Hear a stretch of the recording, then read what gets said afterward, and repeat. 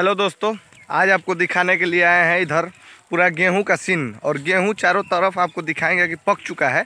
और पक जाने के बाद गेहूं को समय पे काट देना चाहिए, नहीं तो बहुत सारी आपदा है जो आगजनिक आपदा आ सकती है और आपका किसान का पूरा फसल बर्बाद कर सकती है, जो कि किसान कतई नहीं चाहता है। किसान का इसी अनाज पे, इसी फसल पे पूरा भरोसा रहता है, लेकिन मान लीजिए कि हो जाएगा।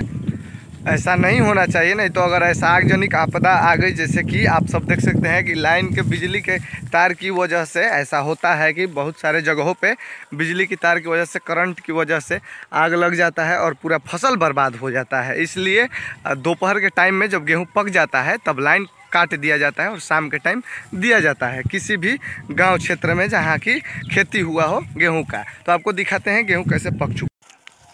देख सकते हैं दोस्तों, जहाँ तक आपका नज़र जाएगा कहीं भी देख सकते हैं कि पूरा चारों तरफ गेहूं एकदम पक चुका है और गेहूं पक के एकदम लबालब रेडी है। दोस्तों आप लोग देख सकते हैं इधर कहीं भी आगजनिक आपदा आ सकती है, इसलिए जहाँ भी गेहूं का क्षेत्र है सब लोग सावधान रहे, ताकि अपना फसल सही से जब पक जा रहा है तो सही से कटाई कर दें, ताकि ये सब आपदा से बचे रहें। तो आप लोगों के पास कहीं भी जहाँ गेहूँ पक गया होगा वहाँ कटाई बहुत जल्दी कराएँ और इस विपदा से, आपदा से बचे रहें, ताकि किसान के का इस अनाज पे ही भरोसा रहता है। भगवान के देन से यही उनका आसरा रहता है, यही पूंजी है। और ये पूंजी ख़त्म हो जाएगी तो किसान दर दर की ठोकरें खाने लगेगा।